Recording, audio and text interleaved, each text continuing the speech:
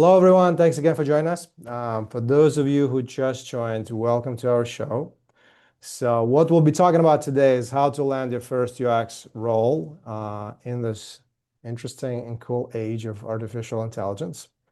So we have invited several awesome guests who are seasoned UX professionals and have quite a bit of experience in the field. We'll share lots of insights with you and answer your questions. We'll introduce our wonderful guests in just a few minutes. For those of you joining us for the first time, my name is Michael, and I'm the founder of a company called BeginX.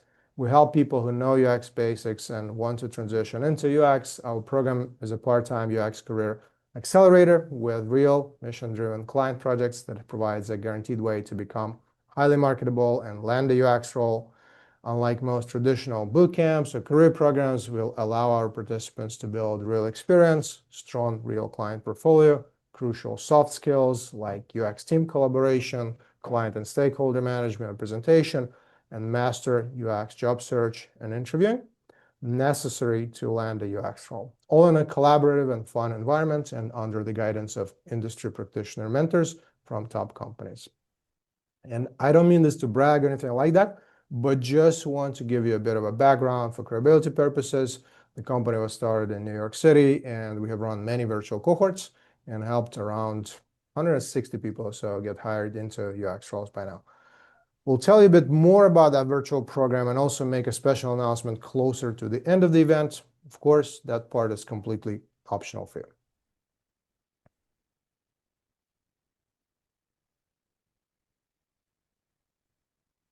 All right. Here are some companies that those grads were hired by. So we've basically seen lots and lots of people go through this entire UX career transition journey. So just a few quick housekeeping items. As we discuss this topic with our guests, we'll pause a couple of times during the event to take some questions to make sure to make things more interactive. And we'll also take more questions after the event as well, after the panel. So if you have a question, as we're discussing certain topics, please make sure you write it down or just put it directly into that special Q&A section that you'll see. This way, you as well as others can also upvote questions.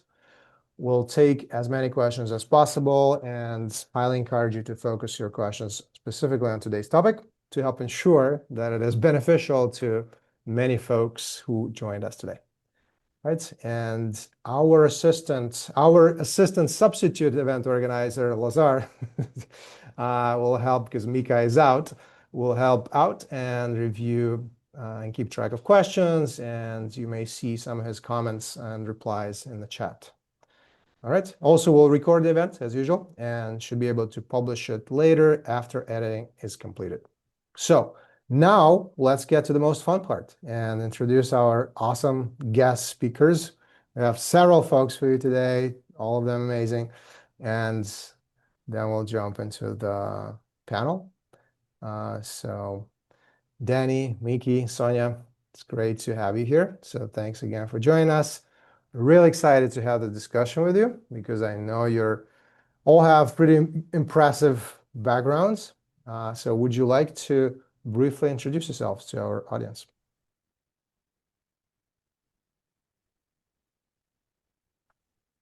Anyone can go first. Who wants to go first?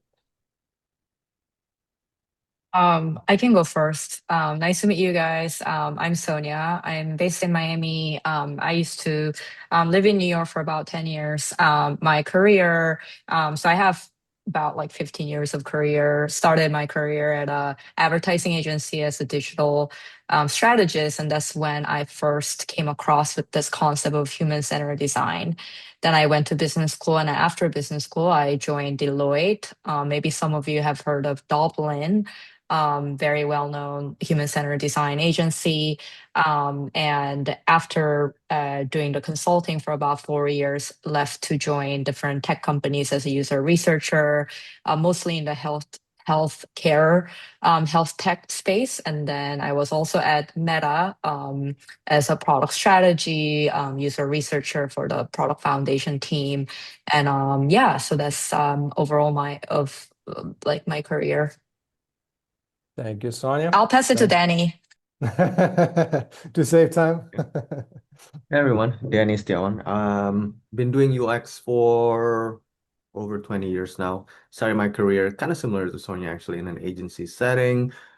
Came from graphic design to web design. Web design became UX and been doing a lot of different things. The latest thing is teaching an AI course, AI for UX, particularly integration course, because I've seen the need and also growing the community from the meetup, running happy hours and whatnot and also coaching startups. So that's me. And with that, Mickey. Thanks, Hi Danny. everyone. Hi. Thank you for having us here tonight. I'm originally from Tokyo, Japan, and I moved to United States about 8 years ago. And I was first working for an artist, find like sculptors and stuff, and I was helping them build website and sell their smaller art pieces prints and stuff online. And that was almost like 10 years ago. I would say that was my first UX UI design because I was thinking about how to showcase something that's usually you are supposed to enjoy in a physical space in 3D, but in the digital, how might we showcase that and kind of convey value on in a digital landscape. And then I that was back then 2018, 2017, like the word UX was really getting hyped. And I met Danny because I was starting to go to meetups, and I wasn't doing a boot camp or anything, but I was really, hooked by this concept of the human computer interaction and UX design. Then he gave me an opportunity to kind of organize some event there where I met Michael there as well. And after that, I actually got serious about looking for a job in UX field, and I was lucky enough to actually move internally at Bloomberg from technical operation, like a program management in the tech department, into user experience department. And I became designer working for the same company. And after Bloomberg, I went back to art industry, but as a UX professional, I worked for Sotheby's, which is an auction house, and my team designed and released their native Android and iOS mobile app. Well, it already existed, but we redesigned and released. And right now I work for InsurTech, for fintech startup. It's a fully remote company, but it's my first kind of startup-ish gig. So, and also the landscape is changing with the AI in picture. So yeah, exciting time, and I'm very excited to share ideas with everyone. All right, awesome. Thank you, Mickey. Thank you, guys. Great to have you here. Appreciate you joining us. And just a quick heads up, Sonia will have to take off a little bit earlier. So we'll try to ask her as many questions as possible before she has to go. So let's jump into the discussion. And I will also suggest I'll facilitate the discussion and might have to interrupt occasionally to ensure we're on time and have a chance to answer most of the questions and give the audience a chance to ask plenty of questions as well. Also, every guest speaker does not have to answer every single question. Just pick the ones you feel you might have most insight on, that you love the most. And also for everyone in the audience, again, if you have a question, please use the Q&A tab. So this way you can also upload others' questions and we make sure that we address the most popular ones many people are interested in. And ideally, please also let us know which speaker, which guest the question is for. And please also try to ensure that the questions are related to the topic. So that will be helpful as well. And just as a reminder, we'll make a special announcement about the program. We're running closer to the end of the event, and we'll share the career transition roadmap summary on a few slides, a quick handout. So stick around if you'd like to get that. All right, so you guys have seen the UX field evolve a lot, right, over the years. Can you briefly describe how it's changing now with AI, especially for those folks trying to enter it? And just at a high level for now, we'll get into more specifics in a bit.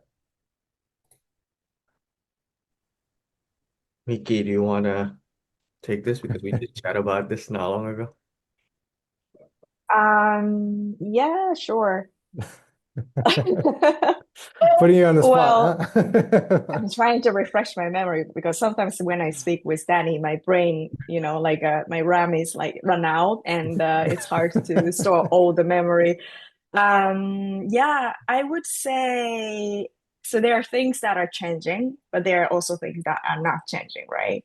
Um, what are changing is how we as design professionals need to position ourselves in an organization, like a company. Because I don't know if I can call it illusion, but the AI empowers everybody, like empowers us to vibe code and build a product.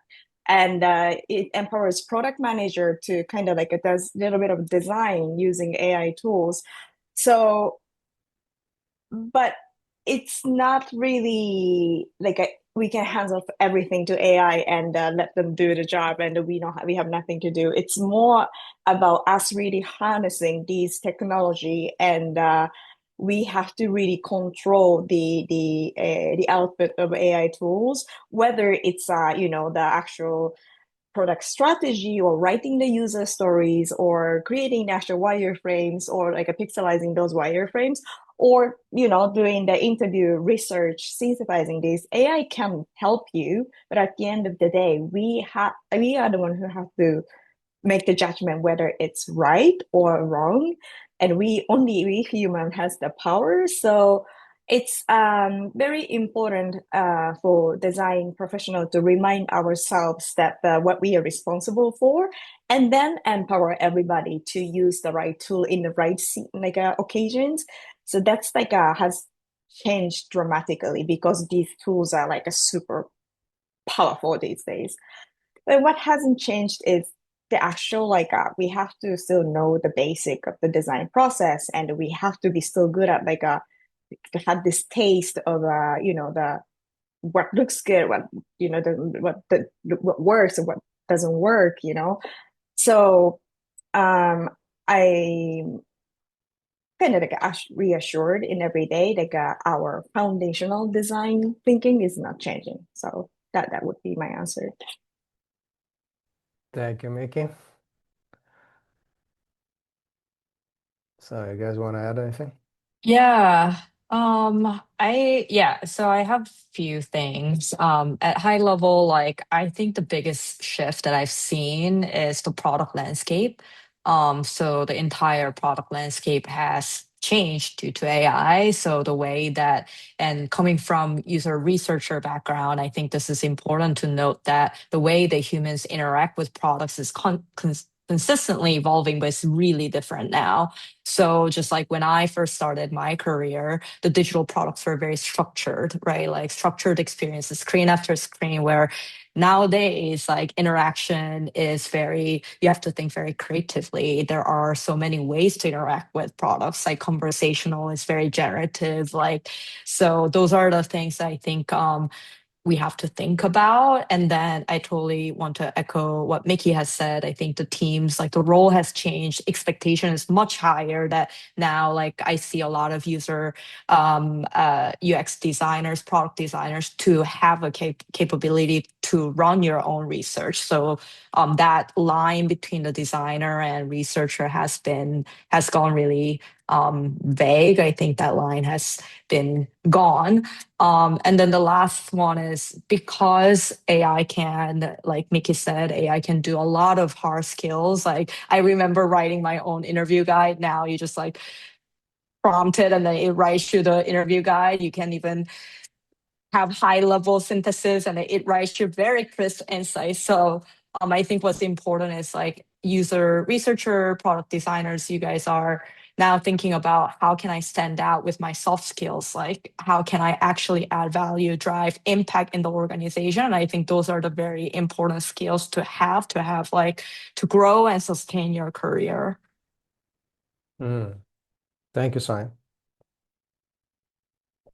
I add one last thing. I think the biggest thing now is that the we need to expand our capability yet more, right? So becoming more of a an uber generalist, if you will. Even more so with the product management, with like we all need to build something now, but also not just horizontally, but also vertically. The most important skill now is actually what's called orchestration, managing these different teams. Instead of building from the bottom up, we need to start from the business goal intention and go to orchestration and go down as deep as we need to go using this different AI that's already trained as experts. So this different mindset, especially for junior designer, might be difficult, but to actually adopt. But the the good news is that you can learn so much faster now, and the playing fields become level again. Yeah, thank you, Danny. You guys are sharing some really good insights. I'm really like listening, like enjoying it. All right, let's talk briefly about hard skills, right? So we're kind of following that roadmap, the flow chart that we, if you can call it a flow chart, diagram that we showed before. So what do you think is the most important hard UX skills that candidates should focus on today? And have those, in addition to what you already said, how have those changed due to AI?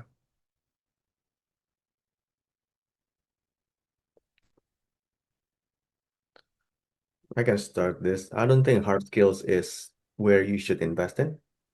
It's still somewhat important, but the hard skills are the ones that AI can quickly replace. Like, for example, I remember hearing a lot of people talking about, flexing on their Figma skills, right? On LinkedIn and like UI is not UX. Mickey and I talk about this quite a bit in our class.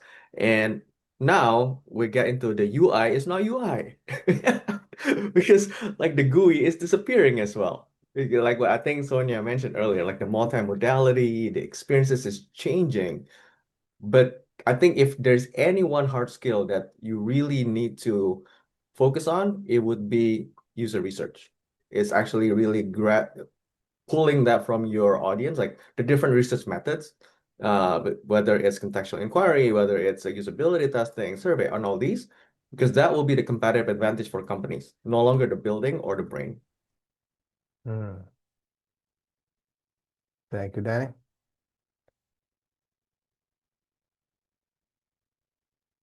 I think like sorry, go All right, ahead, Mickey. Sonny. Yeah, I still don't know what I'm gonna I, say, I, so I lo- I love you this better moment go. when everyone hesitates and then both people decide to do it at the same time. And then the hesitation continues. Yeah, I was going to, definitely add to what Danny has mentioned. I think when I think of hard skill now, that's more relevant is problem framing. So you got to think about not just at the UX level, but like business level, and then think about your how your startup is going to market, like how the product roadmap is being built. Like, so really being in tune with business level problem is going to, I think, help you do a better work. Another skill that I see that's really important nowadays is the presentation verbal skills, right? Written communication now, like you don't have any excuse why your written communication has any holes because you have an AI. But your verbal skills, how you promote your work, that's a skill that I think you have to have. And then the last one I would say is like product thinking. So like how is this, like who am I serving, and then how, like really understanding how to solve the user problem. So based on what Danny, like similar to what Danny was saying, like really having the user researcher hat, but like trying to solve for the problem and the end user. Okay, thank you, Sonia.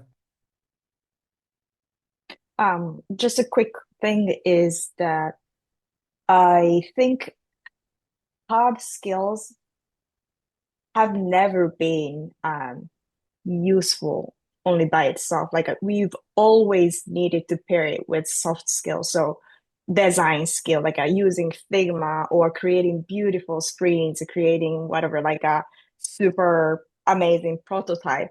But if your soft skill, that storytelling, like actual thinking, is not accompanying, it's not valuable, and that has never changed. Like with the AI, it's the same thing. Like maybe the hard is not even the right definition. Like it's changing. We have to know how to use, I don't know, these different LLMs and how to ask right question, how to provide the resources to get the optimal responses from these AI.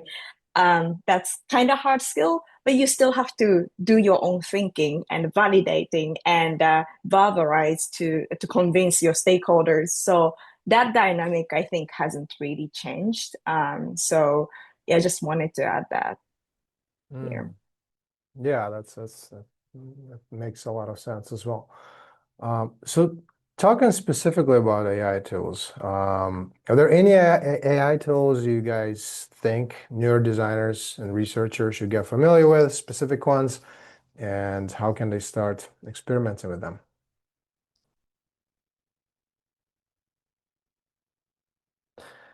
I think Danny needs to jump in here. He's the expert. You guys taking the I'm turns.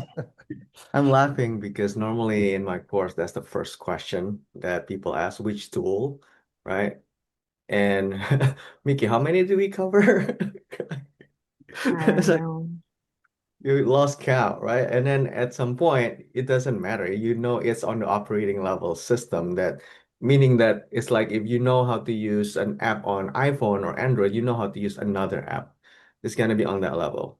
And that's an interesting thing. So, but if you want something that's very, very concrete to start playing around with, I highly recommend either Claude or if you want something that's more specific to your workflow, probably Lovable would be good to just get started to create something really quickly.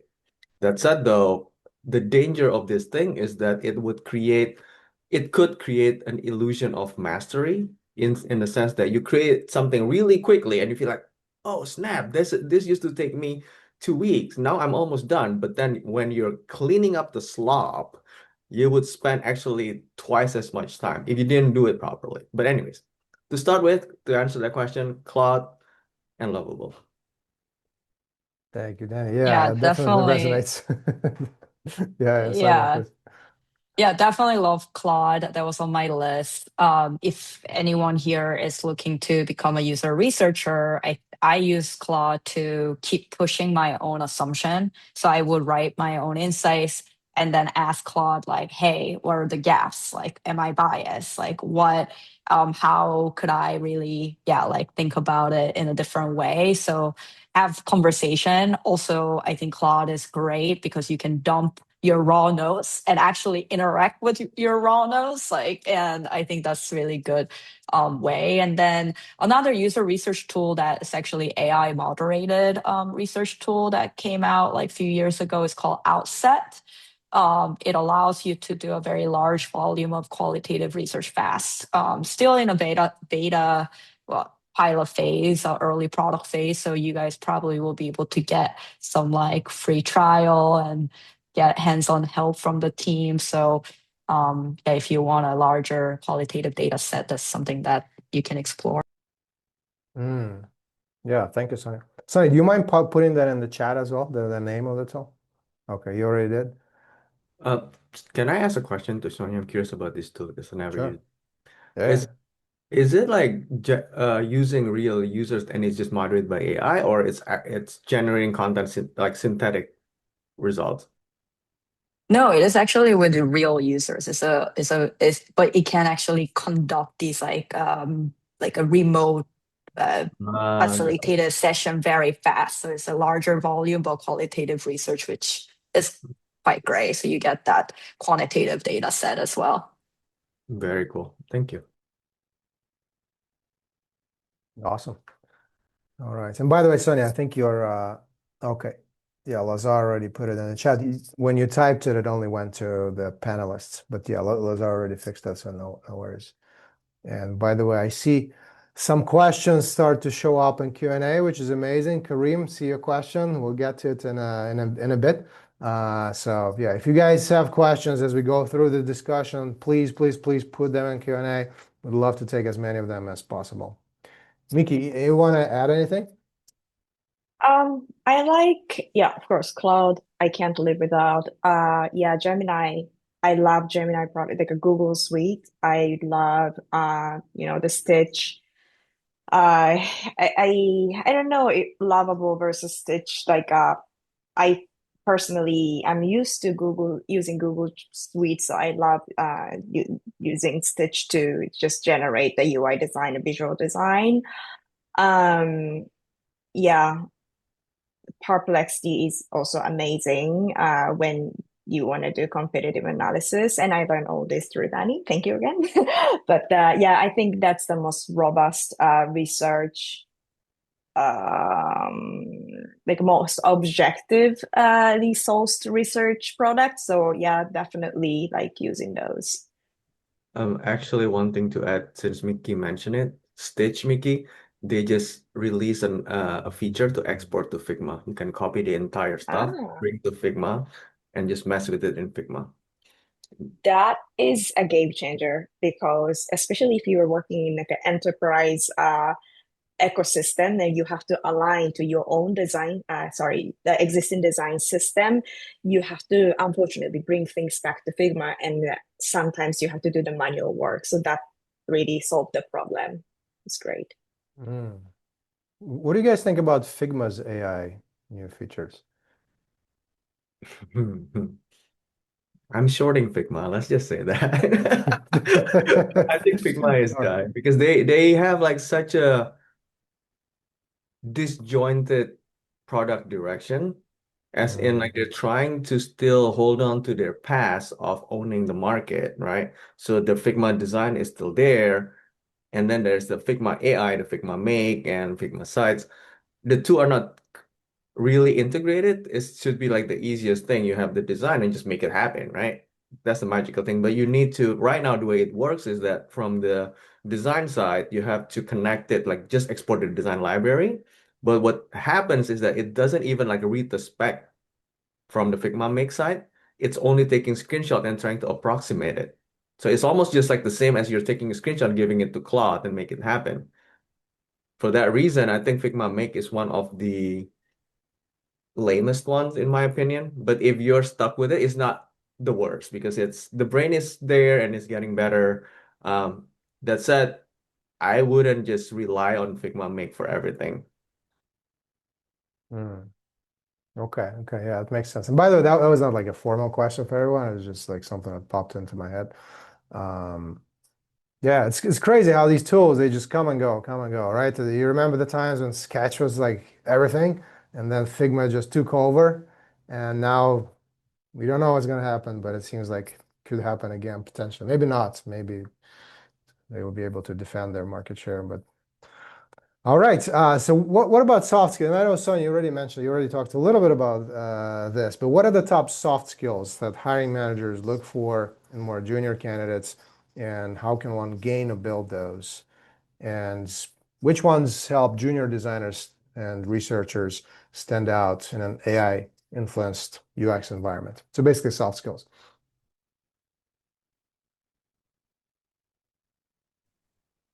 Um, I think like every time I join the interview, my first question is like, is this person someone who I want to work with or easy to work with? And would this person be easy to work with my colleagues? And so I think that's very important, that collaborative mindset, because yeah, like in research especially, you are selling your insights, you are selling your POV, your perspective. So and you have to get stuff out of people. You have to go to data scientists and get the data from them. And you have to go to business uh, people and ask what the problem is. So I think that's very important. And the communications, as I mentioned, if you're going into research field, definitely having that user empathy is very important. Like, would this person be able to talk to users and make sure that they can make them feel comfortable and be able to get that product insights.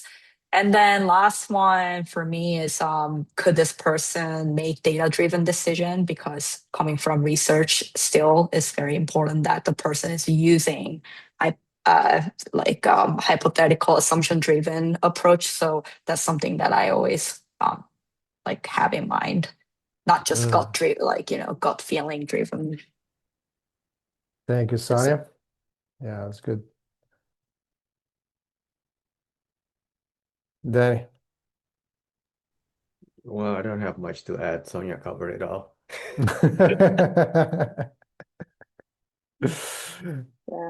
Same. I piggyback on what Sonia said.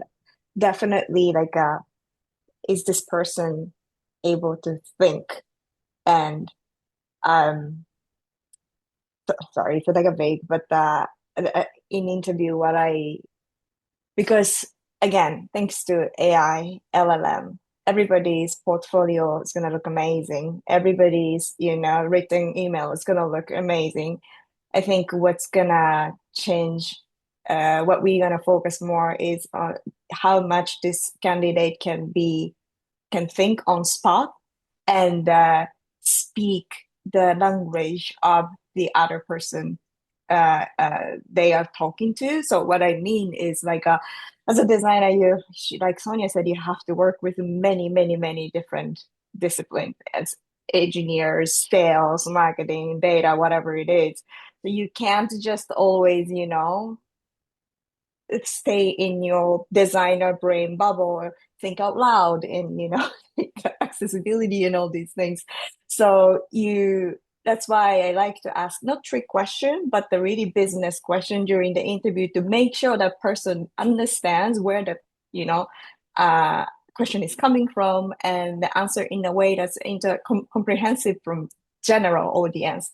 So yeah, just like a power to think and immediately respond in a way that makes sense is really, really important. It's just the basic.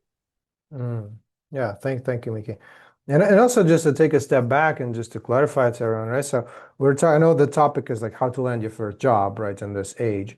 But the reason we're talking about skills, right, so is basically like what do you do before trying to land that job, right? Because that's crucial, obviously, right? So if you try to, as I said before, try to market a product that is not ready yet, that doesn't have all those amazing features, etc., thinking about your skills and experience of the product, it typically does not work out well, right? So that's why it's crucial to like how do you build yourself up? So we talk about skills, experience, etc., and then we'll talk a bit more about the career portion as well. All right. So now let's switch a bit more and talk a little bit about experience and case studies and etc. So the eternal question, how do I break into UX without professional experience? And does AI level the playing field or raise the bar? And can I break into UX without professional experience? I believe so. I think it does both at the same time, interestingly. As in like it definitely raised the bar because back in the day when I taught UX at like General Assembly or those boot camps, one of the hack is to get really good at your UI side, right? Because then you get like really a lot of people back then were confusing UX with UI. So at least if you got like really shiny UI, and then you got the foot in the door in a way.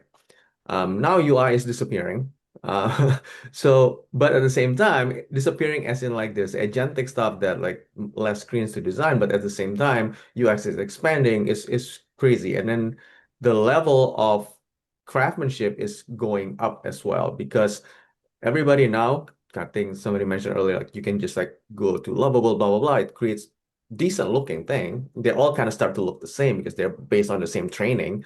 But because of that, then the level goes up. But the playing field becomes level because everyone has to learn how to live in this new world again. And I've been hearing a lot of design leaders, somebody who's been doing UX for like 20 years, more than that, have to actually build again, have to learn again. So no one has like 10 years of experience doing UX with AI. So in that case, the leverage becomes like, can you actually learn and show what you can do and showcase it more? And are you curious enough to actually showcase to the world? And goes back to what Sonia and Miki said just now, actually before this, and talk about what you built. Because that trumps a lot of things than like the number of years experience. And in fact, a lot of people actually now looking for that as a signal that you are a fast learner, you're a native, like an AI native, they're starting to call that. They would rather prefer that than to somebody who's been doing this for 10 years. But all the case studies are essentially just like so buttoned up and like very like old school, if you will. Hmm. Yeah, those are good points. So what do you guys think, Sonia, Miki, about is AI leveling the playing field or raising the bar? And does it impact building professional experience? Is it necessary to build professional experience before breaking into UX? And how do people do that? Definitely raising the field because of all the hard skills conversation that we just had. I think there are, like, in my mind, to break into UX, you have like kind of three environments. Like, so one is, like Mickey, like a large corporations where you serve a UX or a design role. And then the second one could be mid to large tech companies. And then last one is like more like early stage startups. So if like large corporates, I think they're always like more process heavy, right? More driven by these, like, you could get into an internship. You have to go into more that formal process, where I think of like mid to large tech companies, like I see with AI, a lot of times like the teams are now downscaling and they want generalists. Like if you're a product designer, you need to have a user research skill, and then they're cutting down a lot. Like you can see Meta, Google, like they're just laying off ton of user researchers and want the generalists to have these capabilities. And I think that's like the hard part.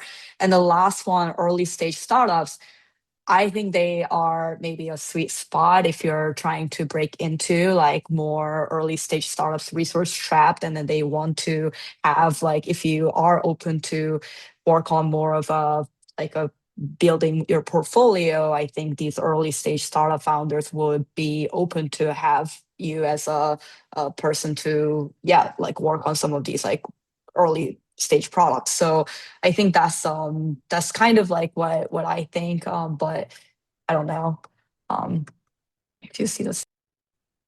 Yeah, Yeah, it's a great this, point.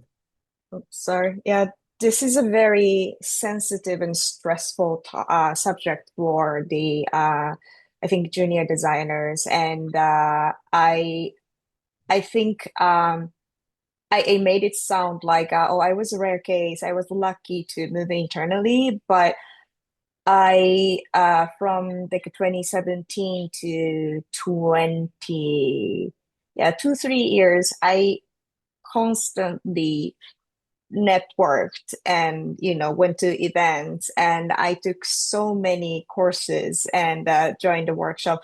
I never did a full boot camp, but I know all this, like design lab, brain station, carrier foundry, general assembly, because I took like a shorter version of their design courses just for networking basically. And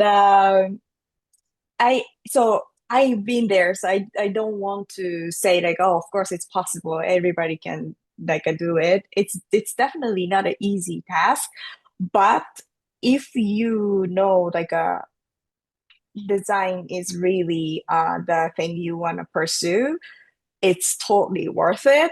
And there will be a way for you to break in, like it happened to me. And it's everybody has different different cases, different scenarios. So I should just you guys should continue planting the seeds, and it's going to happen eventually. And another thing is just really be on top of your financial planning. I'm sorry, I'm really passionate with this subject because I've been there. Mhm. Like if you want to move into UX field, it may take time. So make sure you have the money to support yourself, but also have a budget to experiment with the tools, including you may sometimes have to sign up for the how do you say, the license to use a cloud or other AI tools. And it's worth it for you to kind of invest in these kind of tools until you're confident to say, oh, I tried it and I know how it works. So all I want to say is it's possible. If you're committed, just keep up the game. They could try to not to give up, and I think consistency is the key. Awesome. Yeah, thank you, Megan. I also want to ask like a side question that just came to mind. So, Sonia, you were talking about, I think, mid to large size companies, some of them consolidating their teams, startups growing. So, what I was also reading about this topic, I think it was Nielsen, maybe others as well, is that, well, first of all, the talk was that most of the layoffs actually were not really related to AI, but more related to overhiring during the pandemic, the beginning of the pandemic, right? Because all this crazy growth. And then once things came back to a more normal state of things, then this is basically, we're still in the middle of this correction. And based on what I read so far, it looks like it's not really AI, but I think it was also Nielsen or maybe somebody else who mentioned that there expected to be tons of growth and specifically in AI products, right? So maybe even if, and there is going to be more, it looks like there's going to be more demand in the UX generalists because of all the tools who can do like both research and design, maybe even some development, et cetera.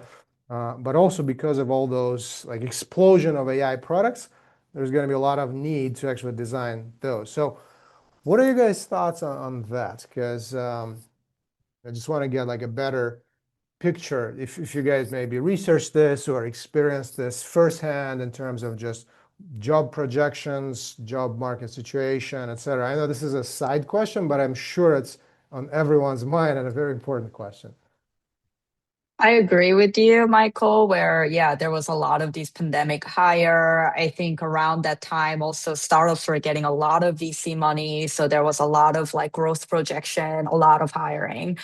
Definitely we went over that hump, and a lot of series C, series D companies are having hard time to figure out their exit strategy or profitability or the next round of funding. So that's why, yeah, totally, especially, yeah, that's why I think the teams are getting slimmer. When I was at Meta, what's interesting is that Meta has a ton of different products, right? Like WhatsApp, Instagram, and you have Facebook. The UX challenge there is that the product is so optimized. It's actually really busy. Like if you're at Facebook, you actually, as a product manager, you don't know what else to ship. Um, so that's they are placing the user research resources to more either strategy or, to your point, Michael, more new product areas where like reality labs or yeah, like AI products or other yeah, like other products than, yeah, like the very well like old products that they've, like the signature product they've had.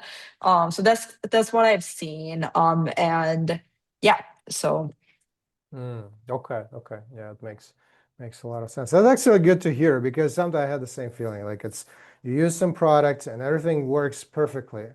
And then sometimes it feels like they need to change something just for the sake of it. You keep having thoughts like, can you just create something new? Just create a new product, create something better, different. Don't screw with this one. This is good already.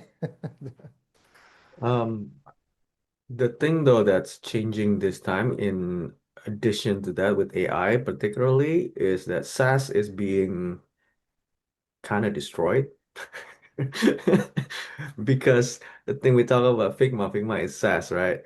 Back in the day, it's the analogy that I like to use to think about that is like if let's say they're a restaurant, they make their own pasta, so they only pay for like the water, then they have the machine and the flour, so they make their own pasta. And then the market changed, and then now their customers want the fancy pastas that they have to purchase from other people, from other companies, suppliers. These are the tokens that now they have to purchase from Claude, from Anthropic, Claude, OpenAI, and all those things to power the AI stuff. Their margin is getting squeezed, right? So this is, and also the MCP stuff where now these AI agents can use the tools without having to go to their thing, without having, and then that's the abstraction layer. I just heard about Google releasing the web MCP, So up until now, if you want to work with, let's say, LinkedIn, you want to work with Reddit, and a lot of these sites actually have features to block robots to scrape their content, right? This web MCP is the other way around. It's actually allowing the robots to interact with the website content much more efficiently. So the opposite of blocking scraping is giving it away so that these agents can work more efficiently with them. So it's happening so fast. All that to say, the business models of a lot of companies are changing. And I think Sonia mentioned earlier how now a lot of times companies expect the job that used to be done by like a team, like three or four, done by one person, right? It's becoming more of that, and because of AI, but also because AI changes the business models left and right. So they're still in the kind of like this era where they're waiting for things to shake out and see like, okay, what's gonna happen? They don't know how to model it yet. So that's an interesting transition time where what does this mean for us is that I think as uh designers, our role is being defined, so we need to also advocate for our, not just for ourselves, but for our role to show where we can provide value. It's going back to that, right? Where can we provide value for the business? Mm. Have you already seen explosion in a lot of AI products?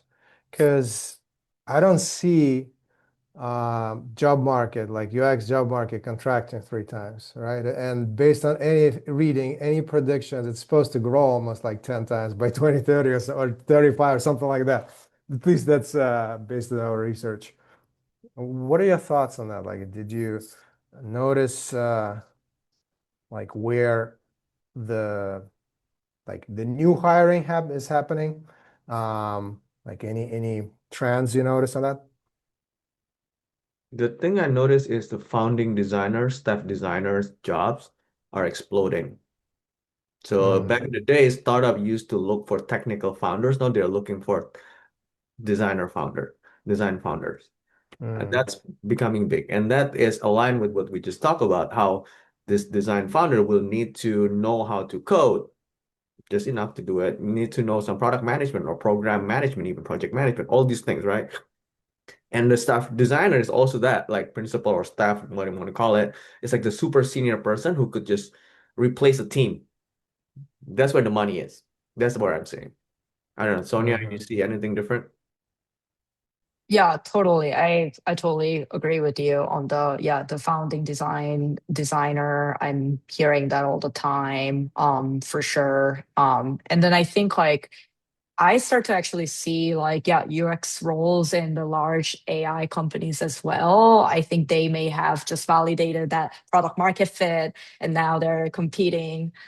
They need to build more features and here we go. We need researchers and we need designers and yeah, and then I think within the AI product, we start to have more vertical focus AI product, which is really good for user researcher or designer market because it's not just like okay interface like ChatGPT. Now we have AI agent that does that specialize in reading through the helping lawyers or AI tools that's helping healthcare. Like so with those subcategories that are getting like venture funding, like they definitely need a designer and research help because it's more of a pointed product. So I think we're now like going into how like yeah, like the SaaS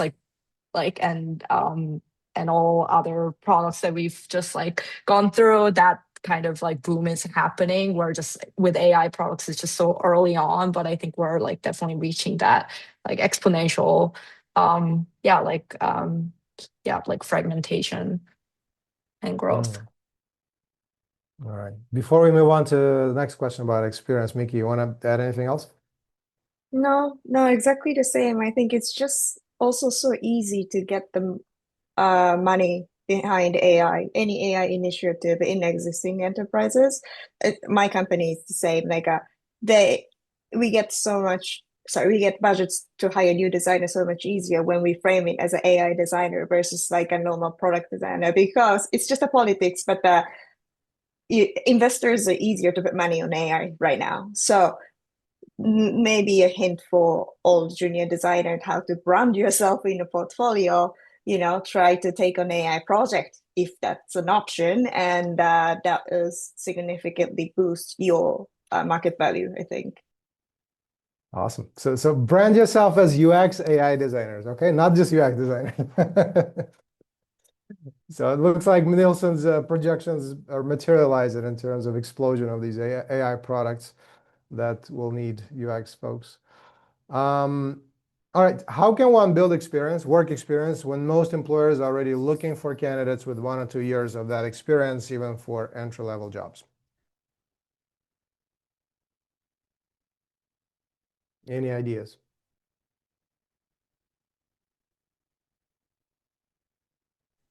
Well, the obvious one is to join BeginX, but other than that, yeah, other than that, just start doing things, right? Like if you see your local, I don't know, barbershop has like bad scheduling website and it's a pain for you, just solve it for them. And maybe you get a free haircut.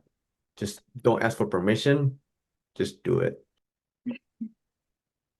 Yeah, there's no rocket science, unfortunately, for this one because like I've been there and I used to be frustrated when my design mentor told me you gotta work on like a volunteer project. And man, do I really have to do it? I want to start getting paid. Then I took on some very exciting pro bono project that I proudly put on my LinkedIn, and that definitely became a bigger, like a network community. And definitely Danny was one of that community. I started as like, it's definitely not for like a money or anything, but I met so many amazing uh, people starting off as a designer who are today design leaders, and it's just pretty amazing. So don't like be, how do you say, I don't have the word, but it's gonna work out. So take on those free projects, take on the barber website design or whatever it is. It's gonna pay off. Yeah. Thank you, Mickey. Yeah, I also have like a few suggestions. One is like you can choose like older legacy product or an industry and like think of like how the product should evolve or like how like that industry could benefit from certain new product. Like you can even run like research, which I actually do for some of like my own personal projects. Like if you give like $10, Starbucks gift card, and then you run like a research with 5 people, and then you take on that insights to really have like the data to create your portfolio. The second one, yeah, pro bono. Also, yeah, like early stage startup founders, they are desperate for free resources. So, so I'm sure you can find some of those folks to get some, yeah, portfolio and reps. Now, what All I right. just want to add one more thing, Michael. I think what Mickey was saying earlier about providing value first. So that's a principle. I think Michael earlier mentioned about start with the end goal in mind. Another principle that's useful is in this case is provide value before you extract value, right? And then this works in all kinds of things. And well, in not just in looking for jobs, but even if you're just I don't know, volunteering for somebody wanting to do user research, right? I just recently did that, and that led one thing to another, led to a potential client for me. And it's normally not one-to-one, but if nothing else, while doing that, you don't feel like you're being needy and you're also building your own confidence. Now, with the money part, I always recommend people to place it as position it like I'm doing this as a free trial. I'm a freelancer with the rate of X. I'm not an intern. I'm not doing this for free because I need something. I'm giving you value, right? So that's the positioning that could be useful. Yeah, you definitely want to show that you can provide value, right? Not like because with internships it's different, right? As people typically expect, like, oh, you teach me everything, basically, right? Whereas here you volunteer, you do pro bono work, you come in almost like as an expert, right? And just as a basically pro bono consultant, and just help. And Yeah, some additional ways, right, is basically just volunteering, right? And as Sonia mentioned, especially startup founders, small startups, right, really want your help, so you can contact accelerators. The key point is, though, right, is that based on our experience, I mean, that's also the reason what we're doing, is that it's really important, right? So if you expect, especially in the current job market, for the last 2 or 3 years, ever since this post-pandemic job market situation started taking place. It's getting better slowly now with like each year, but it's still tough. But you need something. You need some real projects, right? So that was the case, honestly, even before the pandemic hiring craze and then slump. But it's crucial. So accelerators, volunteering, or of course you can apply to our program as well. So if you want to get there much faster, and get a lot of other stuff as well. All right. I see if you guys have questions as we go through these different topics, please put them in Q&A. I think someone put their question in the chat. So if you could, I think Colleen, yeah, you mind putting your question in Q&A? And anyone else, again, no question is stupid or anything, right? Whatever comes to mind regarding this topic, of course, please put them there. What do you guys think are the top 3 things that make a UX portfolio effective, in your opinion?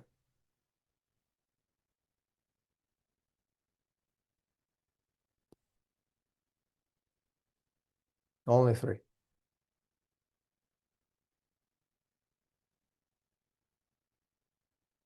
I have a lot of hesitation on this panel. All right. Sonia? Yeah, she I have to, wants to yeah, go. I have to, oh, yeah, I have to hop off, but this will be my last answer. Yeah, I think like for UX research portfolio problem setting, your research work collaboration model, so like who you worked with, giving more context. And I think it's really important to input your reflection. So like what you could have done differently, what was your learning? And I always include that. And at Meta, it's actually requested. Like you talk about your project, but it's very important to also talk about what you would have done differently. And a lot of times, the panel appreciates when it's more of the soft skill related ones. So yeah. Sonia, thank you so much. Yeah, I didn't see your message in the chat at first, so I didn't realize. So I asked you right at the last moment, right? Yeah, as I mentioned, so Sonia does have to jump off, but we'll continue with Mika and Danny. So Sonia, again, thank you so much for being on the panel, and we definitely want to invite you back at some point to finish this up. All right, see you, Thanks. Sonia. Bye. All right. So, who wants to go next? Danny? Sure. So the top 3 things for portfolio, right? I think the most important thing is to test it yourself. One of the issues with a lot of junior UX portfolio is that they look the same.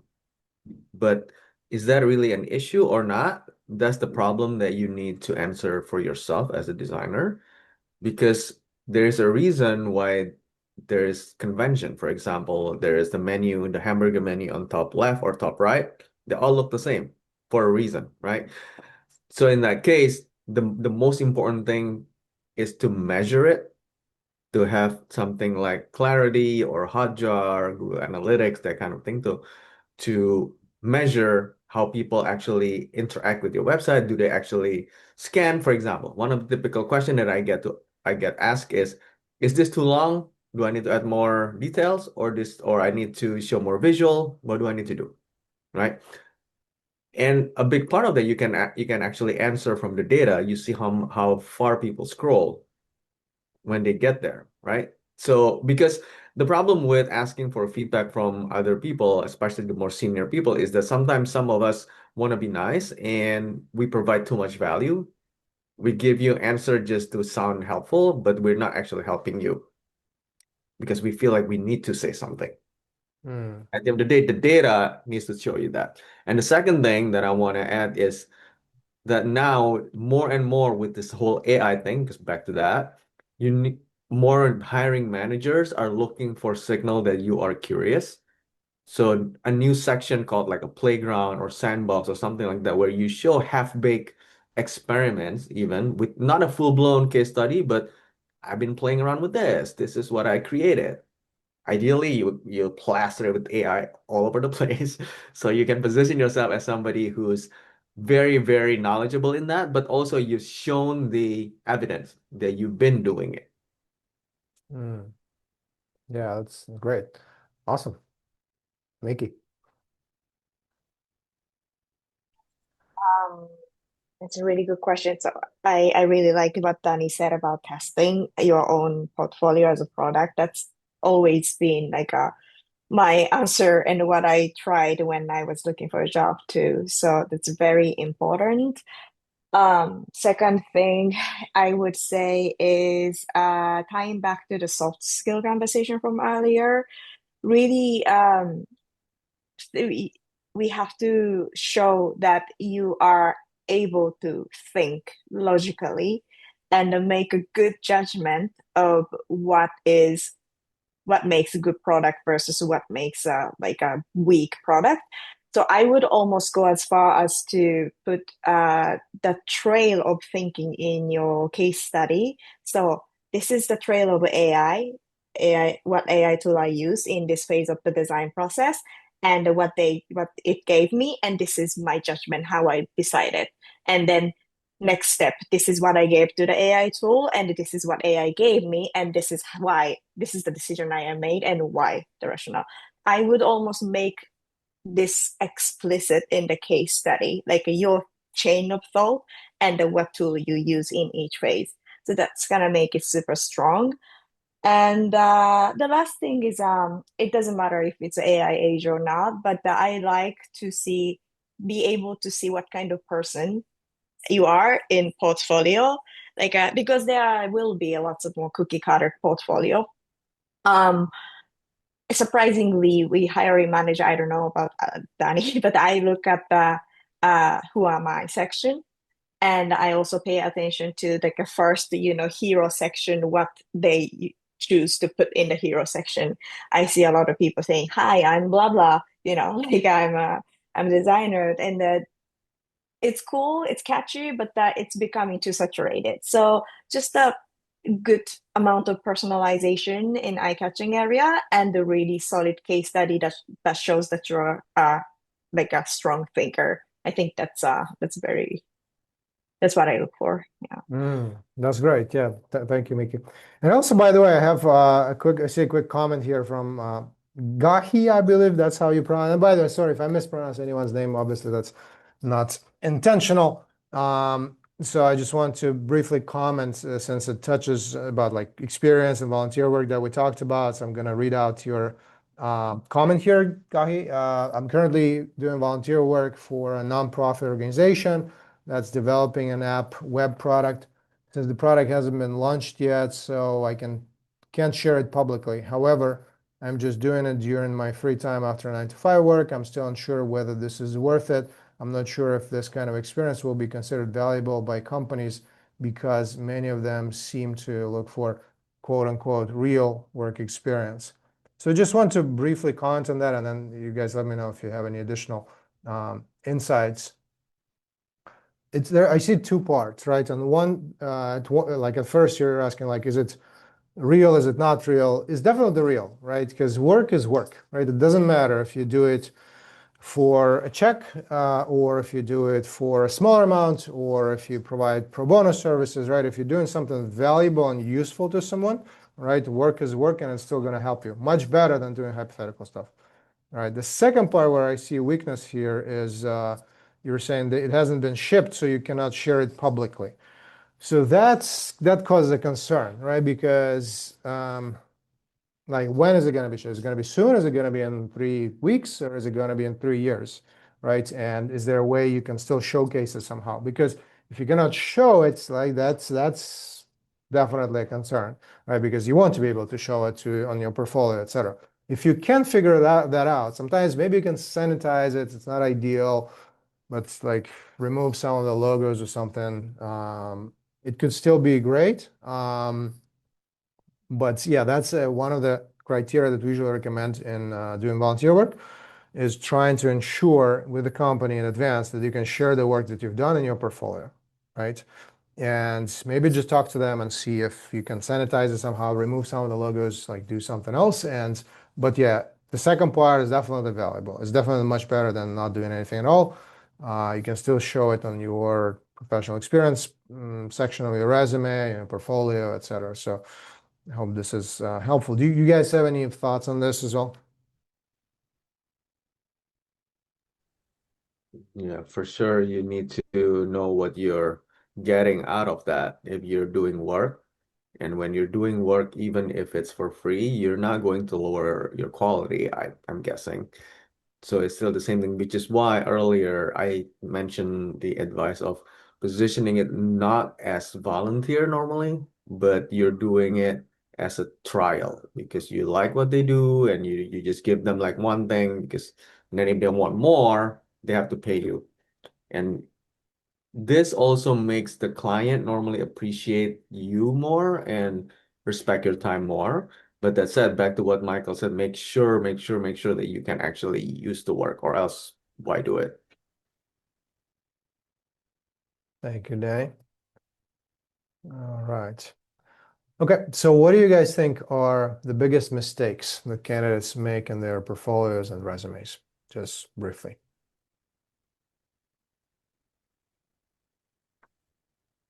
And the biggest one is kind of related to what Miki mentioned earlier, is as in like all these I call them marketing materials, right? Portfolio, resumes, they're all your marketing materials. Cover letter also.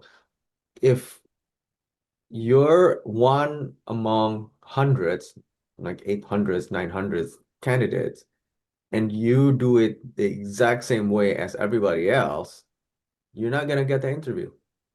So you need to stand out somehow, right? So this is something that I normally say. I like to use the word extraordinary because we don't want you to be weird, because weird could be just off-putting. But extraordinary means that you have all the required stuff, the ordinary thing, and then you have something extra. Like, for example, the thing that I mentioned earlier with the playground for AI stuff, that's an extra thing. That does not replace the main case study stuff, right? So you still need, let's say, 3 case studies, and then on top of that, something different. And you do it, you show that personality, like what Miki said earlier, to stand out. The main thing here is that think about it from the perspective of the hiring manager.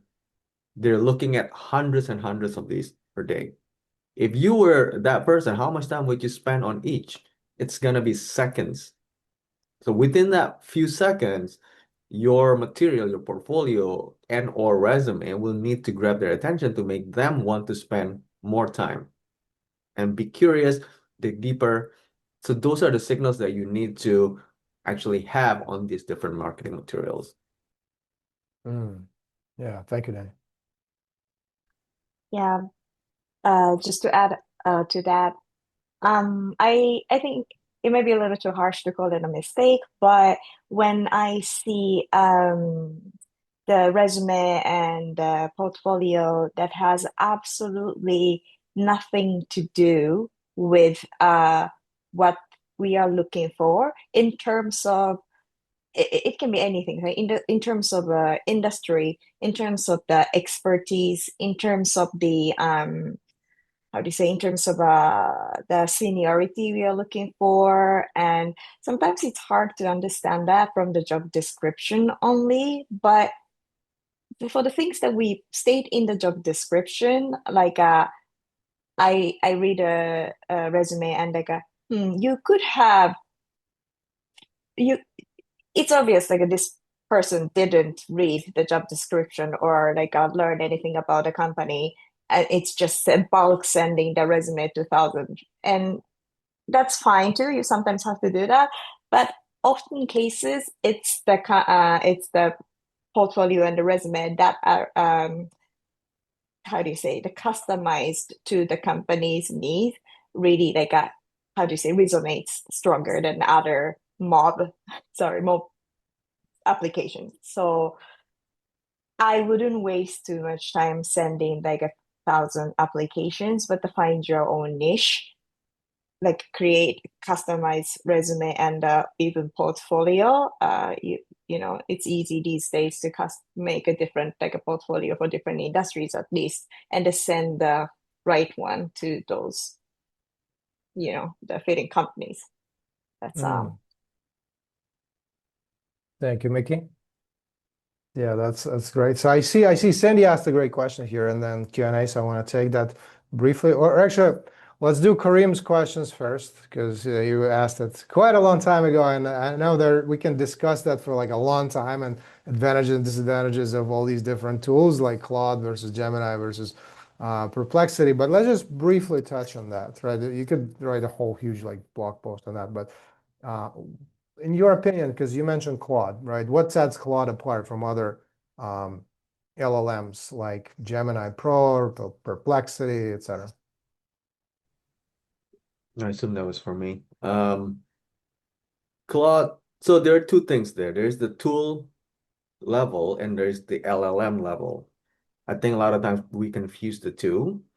So Claude has the Claude tool or application, which is Claude Desktop or on the web, right? That uses the Claude LLM, which is like the Claude Sonnet 4.5 or Claude Opus, which is the brain of the thing. So when you ask the preference, there are two layers there. Are you enjoying working with the tools from the brain perspective? In which case, then you can still use Claude Sonnet in Cursor, let's say, or even in, I think, Lovable or even Figma Make use Claude Sonnet, I believe. And then there's the tool level, which is the UX layer, the abstraction, and there's basically like from the Claude family, the Anthropic, there's the Claude Desktop, and there's the Claude Code, which I'm sure you guys have heard, which is blowing up recently. Claude Code and Claude Desktop uses the same LLMs, the same brain, but different wrapping. Now, why is Claude better? In my opinion, is because of both the user experience side of things. For example, I like the way they just show the artifact on the right without having to switch or anything. And it's very thoughtful in terms of some of the things that it says, and then also the personality of the brain itself. So both layers.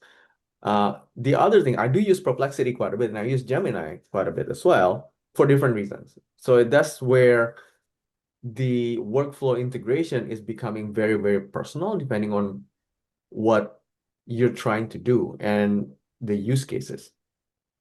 Mickey, what do you think? Because you'll play with these things too. I'm still learning all these AI tools. But yeah, Claude is great. I think it's the best when it comes to working as my design assistant. It's really good at ideating. It's really good at validating thoughts. It's really good at also like creating low fidelity wireframes or user journey in the low fidelity wireframes. So I'm yeah, I'm super strict thing right now. I'm like a single designer working with like a 20 product owners, and I can't live without Claude, to be fully honest. So yeah, it's a great tool. Yeah, but the technicality of it, the quality and actual engine, yeah, Danny said all, and he knows he knows better than anybody. So yeah, I'm just gonna +1 on what All you said. right. Awesome. Thank you, Mickey. Okay, so let's take Sandy's question now. So it's a great question. So Sandy mentioned, since doing my last case study with BeginX, so she was a participant in the program. A few months ago, the AI market has exploded as I took a few months off after that. In this market, as a designer that is moving into UX, generalist space, how much research versus UI design should I include in my portfolio? Currently, I have about 70% design as I update my portfolio. So what do you guys think?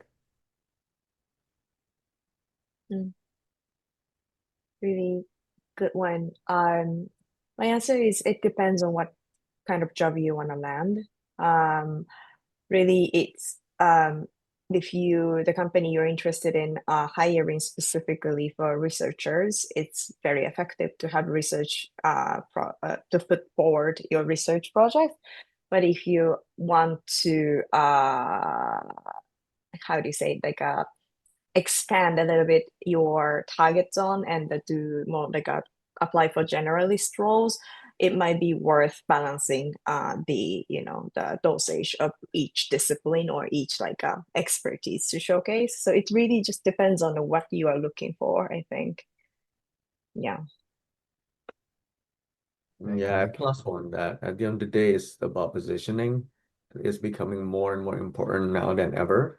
That said, technically, it is possible to not have to choose because now creating these things becomes so fast and easy. So you could have multiple portfolios depending, you can customize it to death actually. And in that case, you probably don't want to go overboard and make it 100% customized for the company and look like you're trying to rig the system, right? But you could.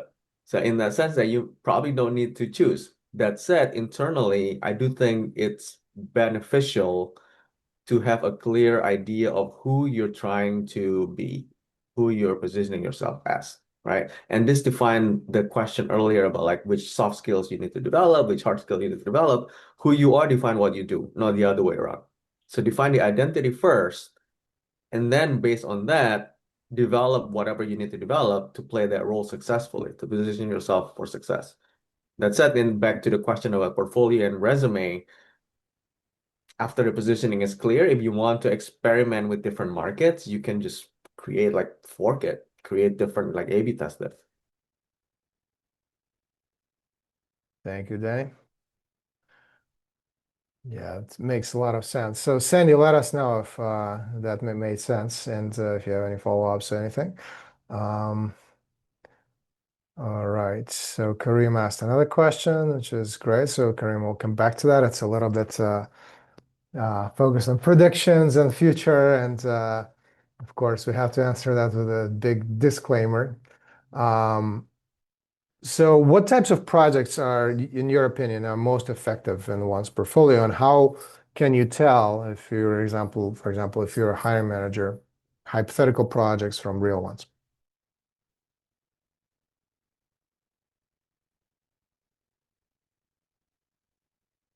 For something more, so there are two parts of that question, right? What would make it effective? And I would assume that means that it grabs the hiring manager's attention and make them want to talk to you. So that's what effective means, in my opinion. And the second part was something about, what was that, Michael? The second question? How can you tell Oh, hypothetical the projects hypothetical. from real?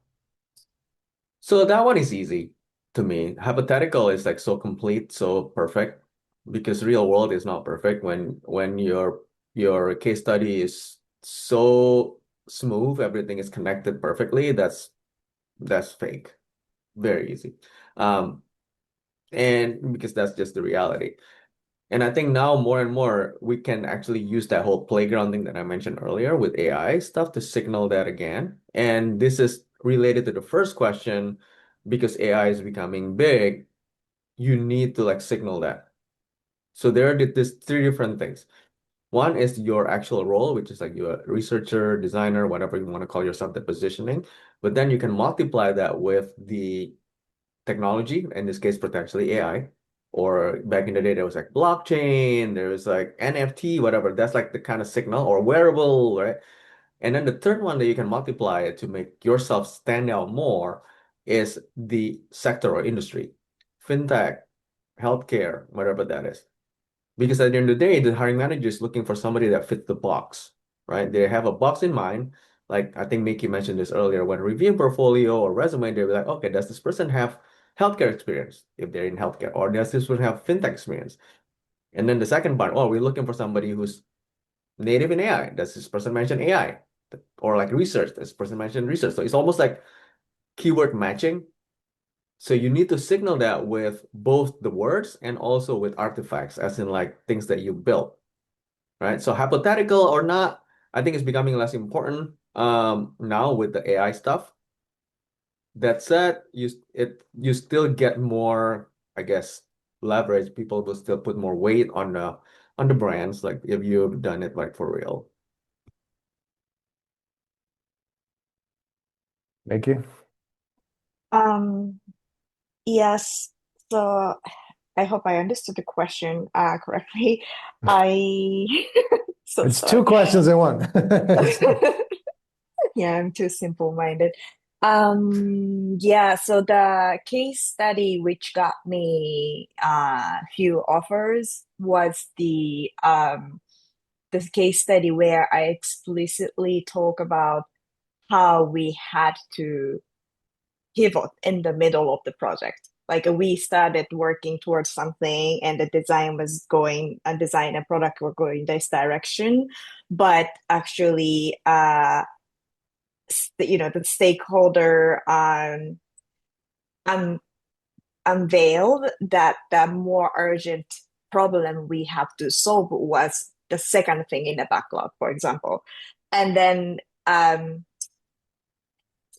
I'm not going to present my case study, but that was actually informed by my user researcher peer who did the interview, and the more users were actually the bigger pain point was in the browsing experience, the transactional part of the experience. And we originally were starting to invest in the transactional part of the product, but then we pivoted and then like we started like, and how as a designer we helped pivot uh, fast enough thanks to design system. And so these kind of like a very complex experience working with other people and being influenced and constrained by other factors, that is actually very valuable. And I think that is only possible in real project. And now what I mean by real project, those volunteer projects or pro bono design project actually allow you to experience that kind of thing to some extent.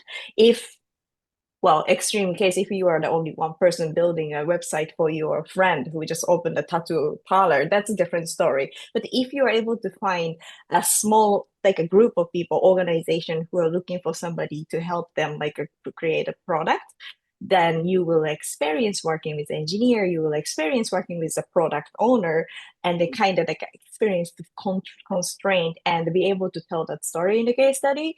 So that kind of things is very valuable, I think. And just like be hungry for that kind of dramas and tell the dramas in your case study. Yeah. Yeah, Mickey, those are such great points because I remember this myself, right? It's like I keep hearing the pivoting and the messiness and the changes in direction as like real great differentiators and making real great case studies. And the funny and ironic thing is that while even in the program we experience this, right? When participants and students are working on something and then the client doesn't like something, or maybe they're changing direction, maybe users say something else, then you have to change. It can be frustrating in the moment, right? It's like, blah, blah, blah, but then at the end, right, it creates a much stronger and real case study. And also to add to that volunteering point, yeah, that's definitely it's as real as it can get. I mean, it's as long as you have a client, as long as you have, like you mentioned, ideally a team, so you can collaborate with stakeholders, you can collaborate with others, maybe engineers, maybe other designers, researchers, etc. That's a very, very valuable experience because when recruiters are currently, or hiring managers, when they're evaluating your applications, right, they sometimes use your LinkedIn and your resume as a first filter. And if you just don't show any experience there, right, that's it, right? You may have an amazing hypothetical case study, but if nothing is listed in your professional UX work experience, right, and volunteering is perfect for that. Then they might just skip, right? So that's why it's very important to build that up. And of course, again, we're biased. We're running a program based on real client projects, etc. But again, there is a reason we do that, right? To basically make this a much better, more smoother, not just smoother transition, right, for people so they can actually make this happen instead of trying for 2 years and applying with hypothetical stuff. So, all right. So Ailey had another question here. So what platforms do you recommend for hosting your portfolio? Are website style portfolios still the standard?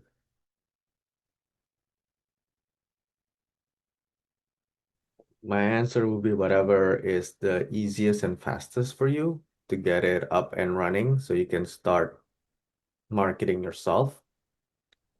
These days, again, I would recommend something like Lovable, because Lovable, you can create it quickly and you can publish it. You don't have to worry about setting up hosting. You can connect it to domain easily. You do need to get your own domain if you want to make it look nice, but it's all there, and it's also showing, again, signaling to the market that you're in this AI age, right? As opposed to Squarespace and whatnot. I have a mentee recently who built her own portfolio using Squarespace, a website, and it took her like a week, and then she was frustrated because of one little thing, and then she was able to just get everything done in 2 hours using Lovable, because she could just like tell it without like having to figure out these different things, right? And the other thing is that it's just much easier to manage after it's done. If a portfolio page, if it's like a massive e-commerce, then that's a different story. But if it's just portfolio side, most likely you have max 5 case studies and then few other pages. Something like Lovable is actually something that would create much faster loading websites. So you don't need like a massive tools for that. That's my take on that. Mickey, any thoughts on that? No, that's I mean, good to know. I'm just starting because I haven't had to update my portfolio. And previously, a couple of years ago, when I did, I used Squarespace, and I remember spending a lot of time on it. So yeah, I'm just about to start experimenting with Lovable and other tools to build my portfolio. So yeah, I hope I will be able to share back with people my experience. Yeah, thank you. It makes a lot of sense. So it sounds like Lovable, it can really be lovable for making it happen in 2 hours, right? So, That's the thing with a lot of these, right? This is why I said earlier the key skills, the hard skill is user research. It's because tools like Lovable allow us to build something really fast, get it to the market really fast. Because of that, then the market will be littered with slop. The difference between a product that you would love versus another product that you hate or you just don't care about is that somehow it understands you. And this goes back to, I think Mickey mentioned earlier about the design don't really change if you think about it. Like goes back to the days when iPod came into existence. Apple was not the first company that created iPod or MP3 player, right? But they were the one who brought it to the mainstream because somehow they made it work. Why? Because they did a lot of research. And it's the same thing now. It's back to these tools. Don't fall in love with the tool, but use them in a way that, okay, does this fit my need, my workflow, and get as fast as possible to the place where you can iterate, where you can serve your users. Thank you, Danny. Yeah, it makes a lot of sense. So running a little bit short on time, so I have a few more questions. We'll try to get through them a bit kind of quickly, but and we do want to take as many questions as possible from Q&A here. We actually don't have too many, right? So if you guys do have a question, please make sure you put it in Q&A. Okay, I see Colleen's question. Colleen, it's not in Q&A, but we'll still take it. But if you guys have more questions, please put them in Q&A. It's just more general type of question. Maybe you guys can provide some input. How hard would it be to switch careers later in life? Any tips?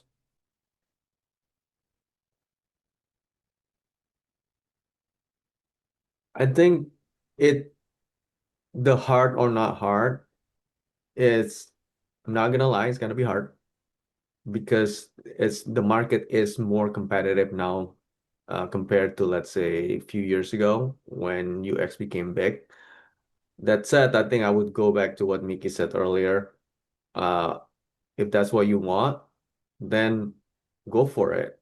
right? And plant the seeds and make it happen. And I'm actually, this is something that I really applaud Miki for, which is like she's always proactive, like make things happen. And I think that applies to anything. If it's yours, it's not gonna go anywhere. You're gonna have it. Is it gonna be hard? I'm not gonna lie, it's gonna be hard. Yeah. And I mean, it's going to be hard regardless of whether it's later in life or earlier in life, right? Career switching is a hard problem to solve in any case, right? So and Miki, I think you wanted to add something too. Yeah, I think you will always, if you don't try, I think you're gonna continue thinking about it until and it's gonna keep coming back in your life. So you should just do it now, then, delay it. And it's gonna be hard no matter what, whether it's UX design or becoming a doctor or becoming a farmer or, everything is hard. So in your own way. So if you this lucky enough to have discovered this, career path of design, UX design, product design, I think I highly recommend. It's pretty fun. So Yeah, and you know what? Thank you, Megan. What I also noticed, it also depends on you, right? So try to position yourself as someone who's flexible, eager to learn and adapt, and be still.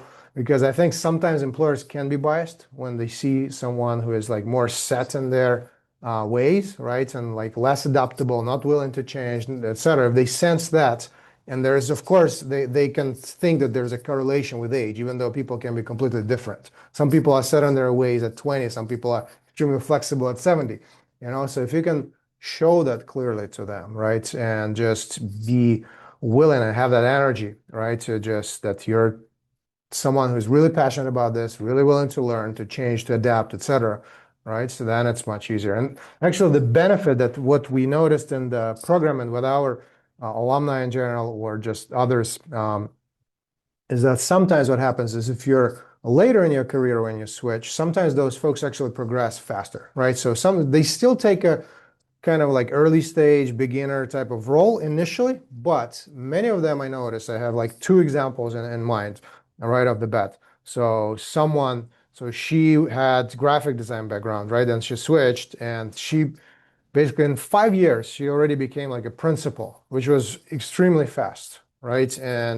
But she's really good, really talented, not very young, but made it happen, right? And then there's another, I can think about two more now, cases like that. So sometimes it can be an advantage because you're seen as someone who's more mature, more experienced, etc. And your experience from other areas can also be transferred to this, right? It's because a lot of the stuff you've possibly done before is transferable as well.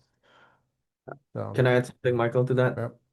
Adding to what Michael said about the experience being transferable, especially now, as I mentioned earlier, with the orchestration. If you had experience in managing people, managing teams, this becomes highly, highly valuable with AI now.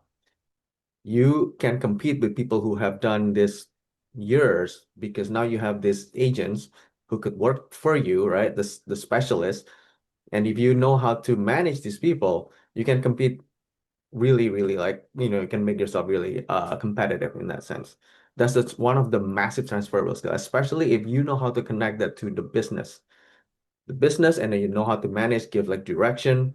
It's interesting how back in the day, the most important skill was the visual design skills for UI. Now this is becoming less important, but the top part, the business side and managerial side becomes more important. So those are the things that I hope will give you hope. But I think another thing that to be realistic and practical, I highly recommend following what Miki recommended earlier with the budgeting because then that's like if this is a project for you, give yourself, I don't know, 6 months, a year to change career, budget it, and then try it out. And worst case scenario, you go back, right? But then at least you know what's the risk is like. Thank you, Danny. Yeah, it makes a lot of sense. All right. So what I also wanted to ask you guys, what are your specifically top resume and LinkedIn tips for our audience?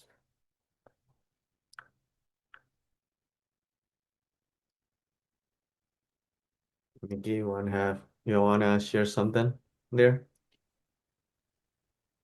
Resume portfolio. Not portfolio, but LinkedIn. resume and LinkedIn. Oh, I'm sorry. Yeah. Mhm. The resume and LinkedIn. LinkedIn. I think it's mm,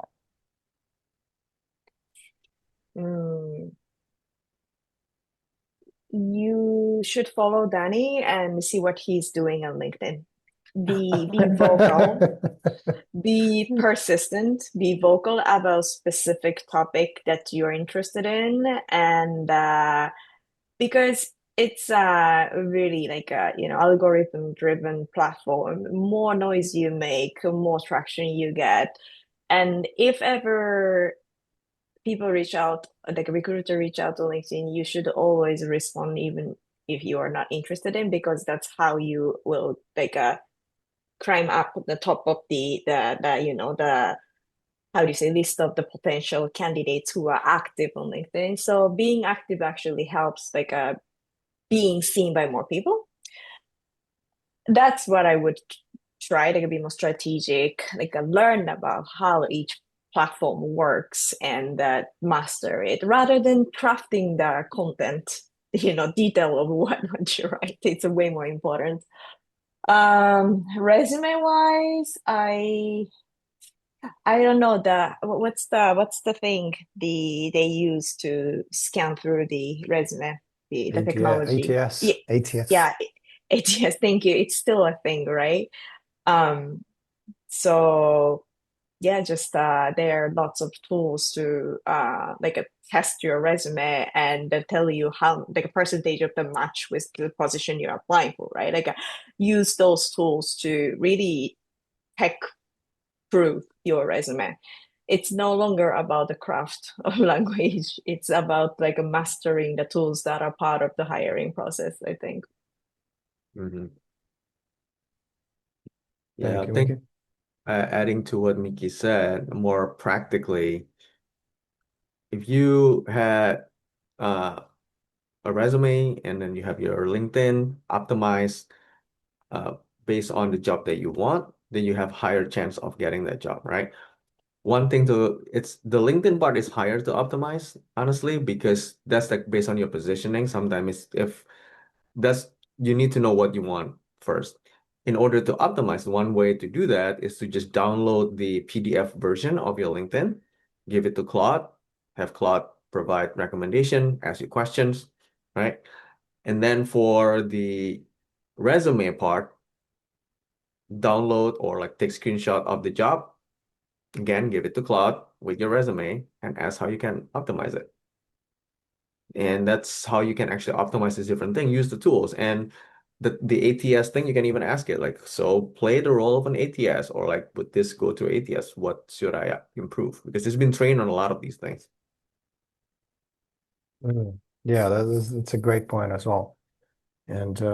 And ideally, you actually want to try to avoid the ATS altogether. So maybe not to avoid it, but to try to get to connect with the actual manager, with the actual person, Yeah. To get because introduced, right? yeah, to get Absolutely. introduced, yeah, to get an intro, to reach out to them on LinkedIn, basically the whole networking, mastering networking piece, right? Because it's become even more important now than it was with all these tools, with all these systems. And I mean, I have that experience just firsthand, actually trying to hire somebody and for a different role, but it was crazy. Like it was just so much noise that LinkedIn and Indeed create for you because they make it very easy for someone to just click a button and then you get everyone not reading anything what you write in there, even though that's a critical part of the At first, I thought it was people's fault. Like it's like, oh, you guys are not paying attention because I use a different platform and it worked okay before. But then I realized it's actually Indeed's and LinkedIn UX that is set up that way that makes it encourages people to just do the easy apply thing. Of course, you can understand that, right, as well, because people think, okay, I need to apply to thousands of jobs, and it just like creates noise for both sides, which is, I think, something that should be done better and solved. So networking is basically become even more important right now. All right. So let's take so Gahi. And by the way, Gahi, let me know if I'm pronouncing your name correctly or not. So, another question is, what about the type of case study? I've heard some people say that we should create 3 to 4 different types of case studies, like one in fintech, one in e-commerce, and maybe another in a different industry, since you never know where you'll end up working. Do you think this would be a good strategy, or is it a bad idea? My experience is mostly in public works and government, so I'm not sure if this approach would apply to my case studies.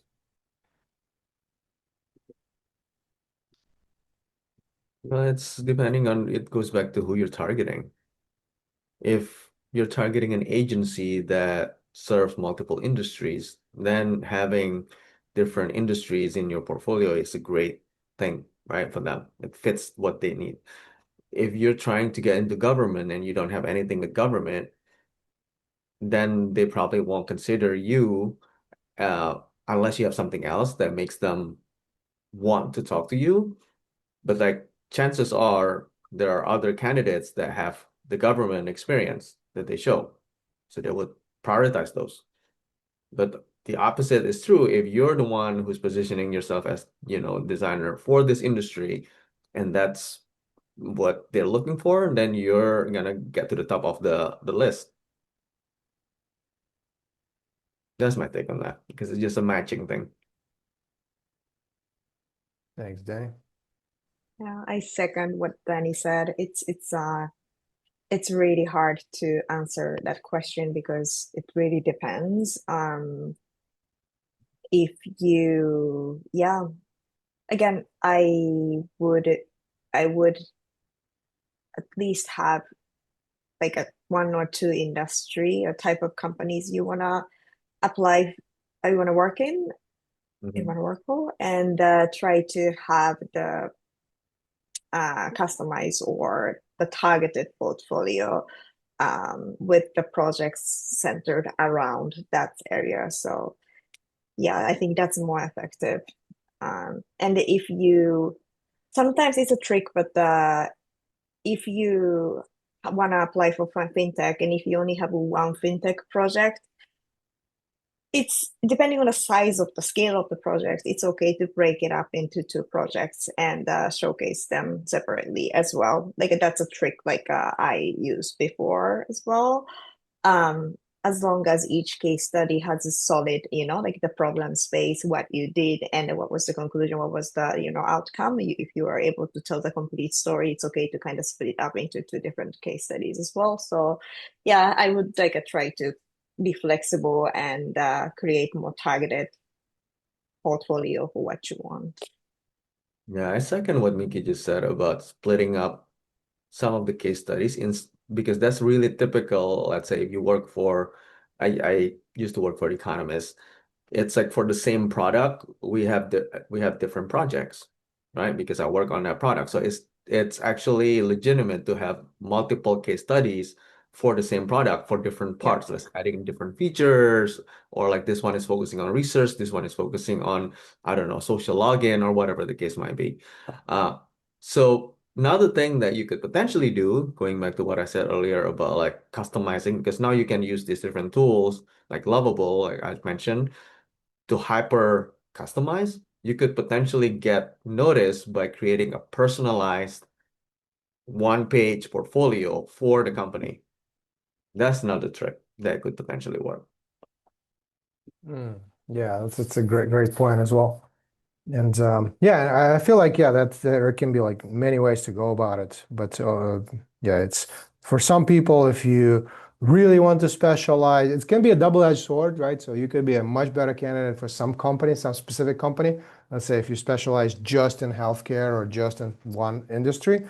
What we end up seeing is that a lot of people and they just end up in different industries, right? And it's actually easier to switch around in UX versus some other industries where if you like work in a specific industry, then you're kind of stuck in there.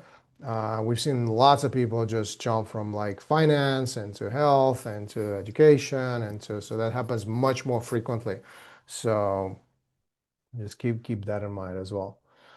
Also, I want to just quickly check. So if you guys have a question, right, maybe some burning question that you really want to get answered and that you feel like it hasn't been answered yet, right? It's like a really burning one. So put that into Q&A or in chat and let us know. So I want to hear that now, not after the event. Like, oh, we came to the event and didn't really get an answer to something. So if there's something that you really wanted to hear about, please, please, please put that in the chat or in Q&A.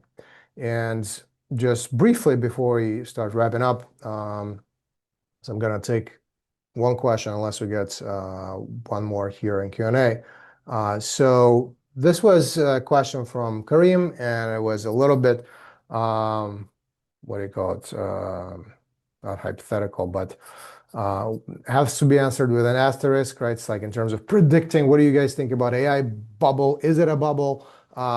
Is it going to burst? How could people prepare potentially? Because we hear a lot of that in the news.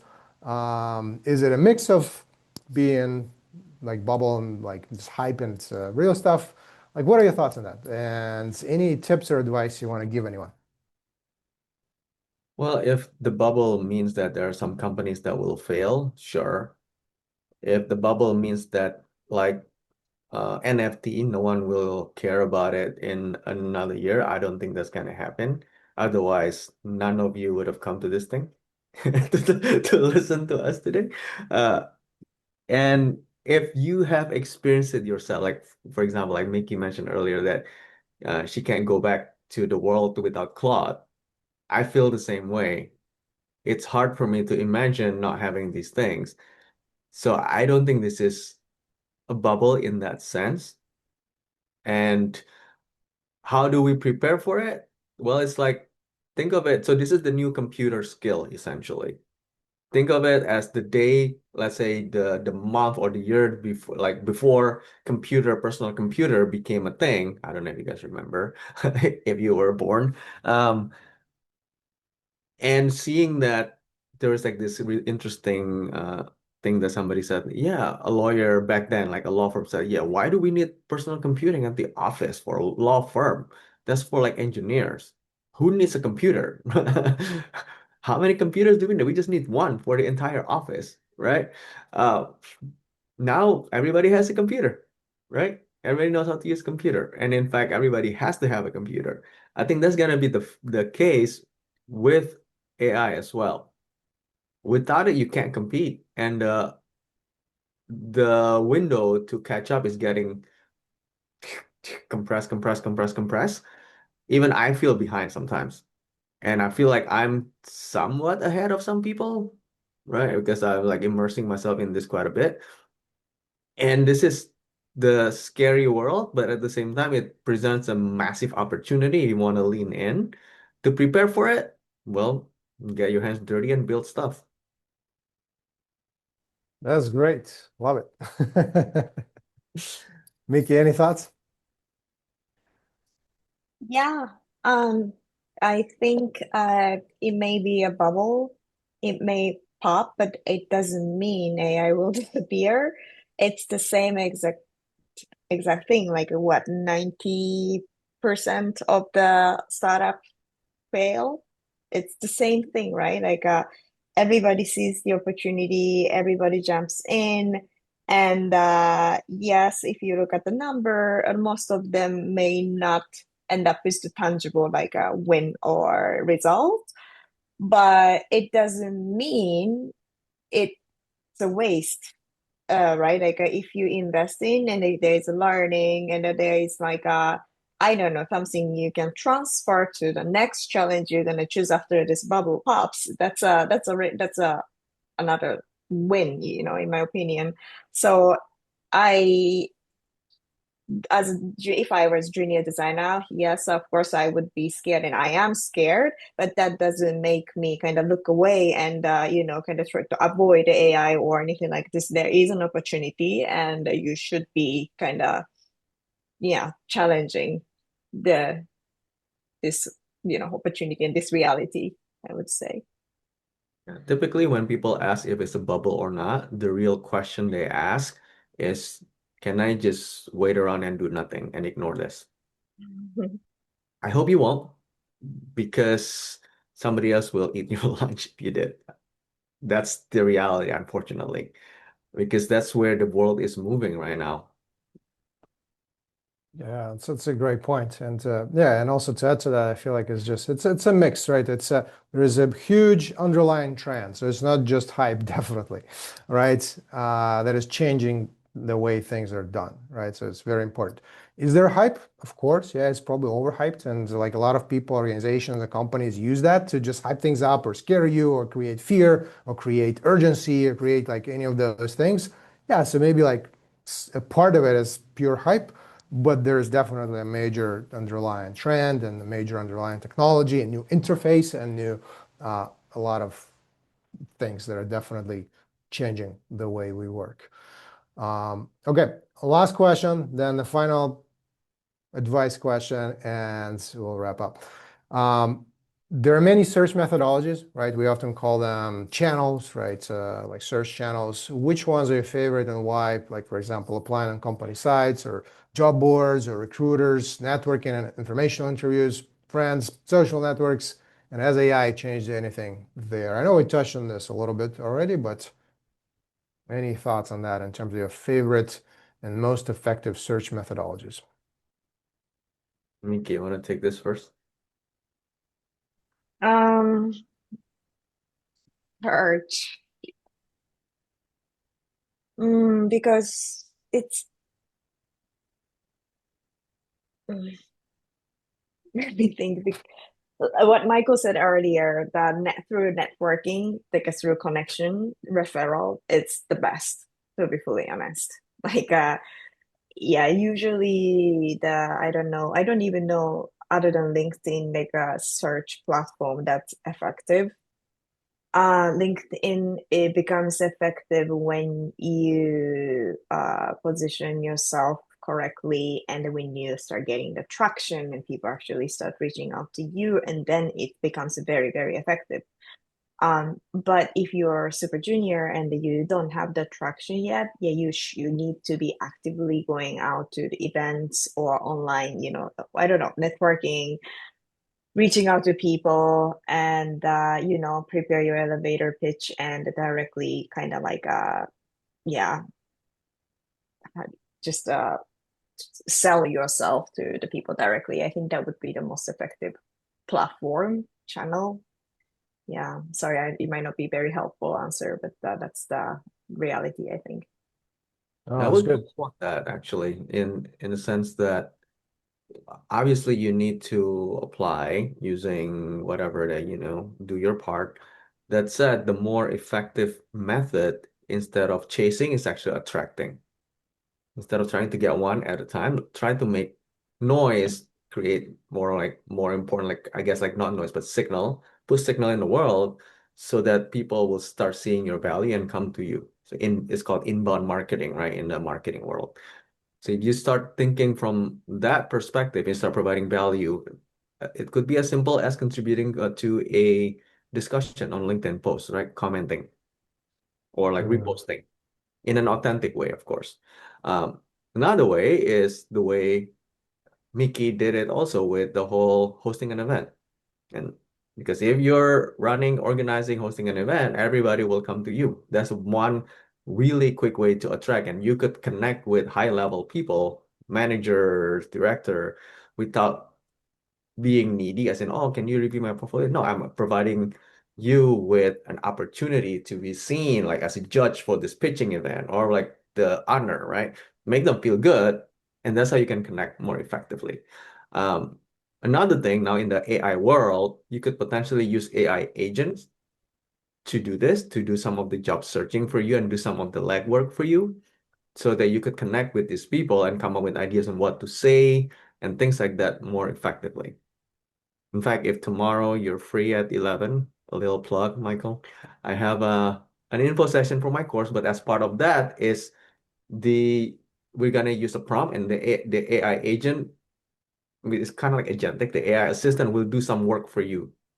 So that's the real thing that we need to start designing for, is like, what does the work look like when the AI does the work for us and find more opportunities for that.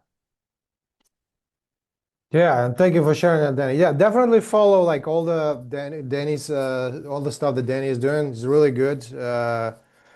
And the course that he is running. And yeah, if you want to learn specifically about UX plus AI and just build skills specifically in that, yeah, highly recommend Danny. I mean, again, we were chatting before we went live. I've known him for like 10 years. He was actually helping us design our program as well.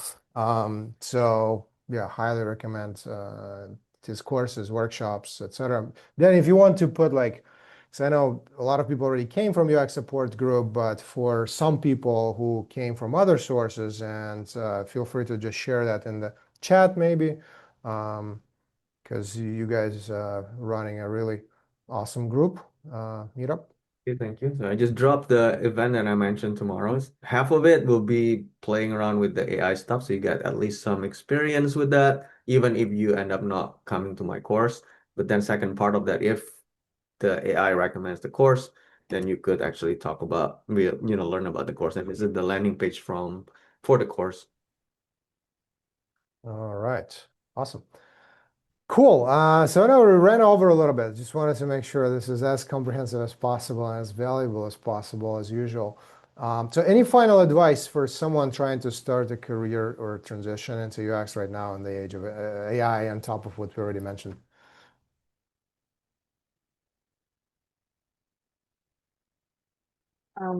I can go first.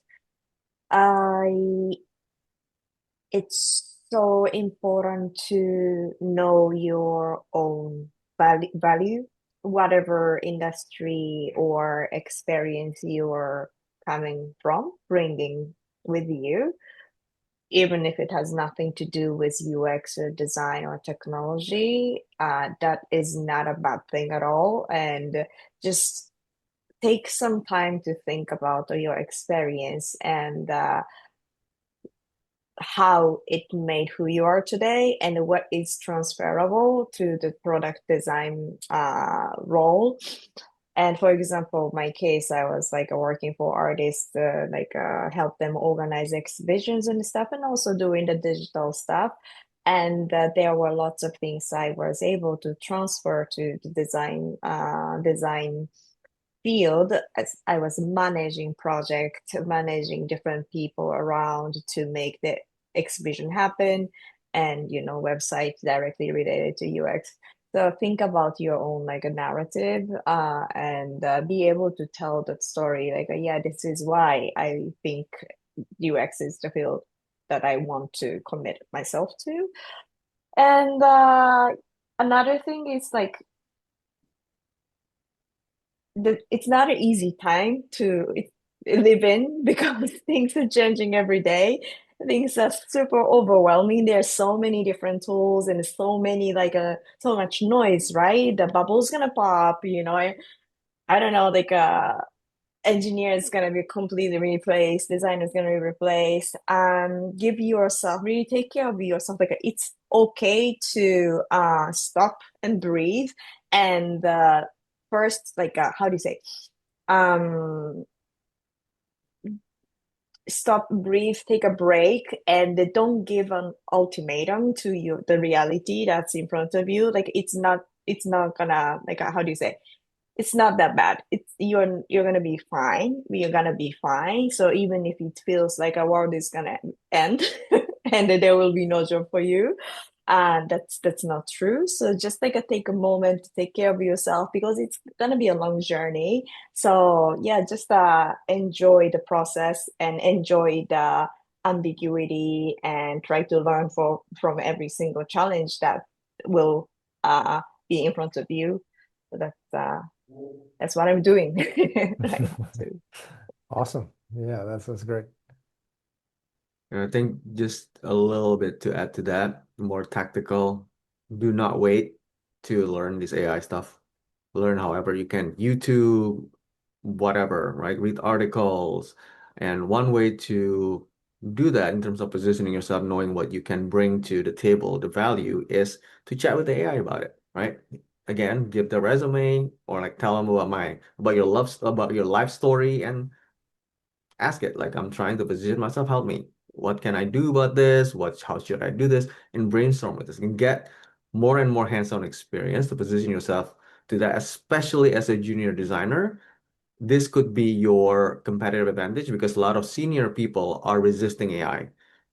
Right? So this could be your competitive advantage that get you faster there and can get past that experience wall.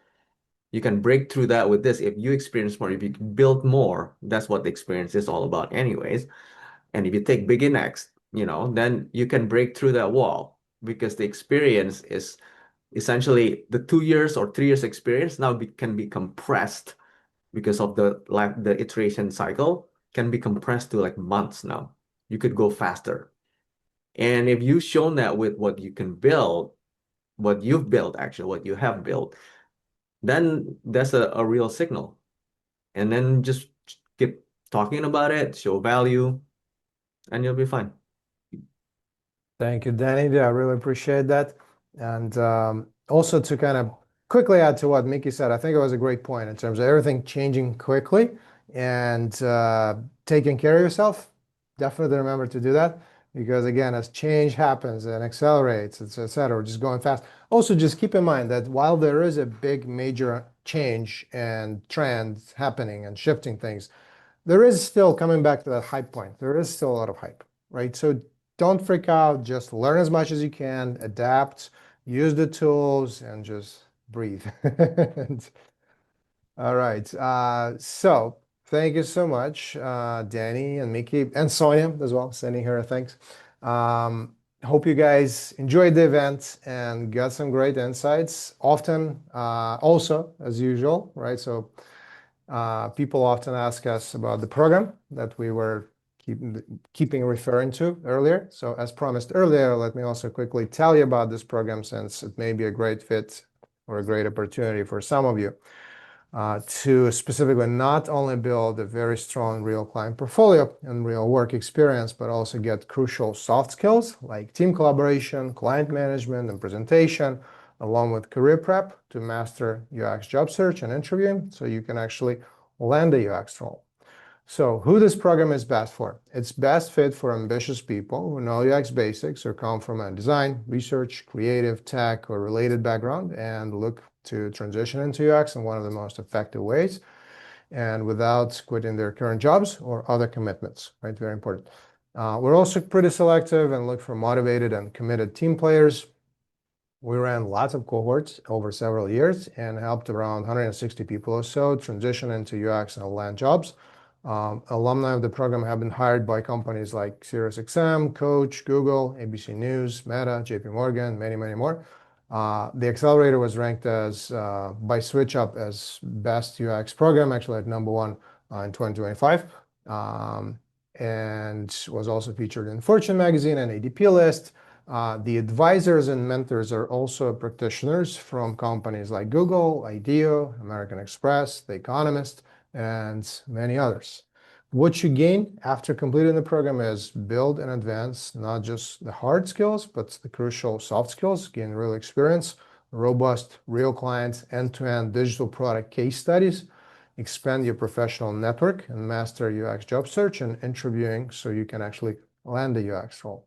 In fact, our grads have done so well that we offer money-back guarantee. So you either land a UX job or you get your tuition back, plus an extra $500 on top of that.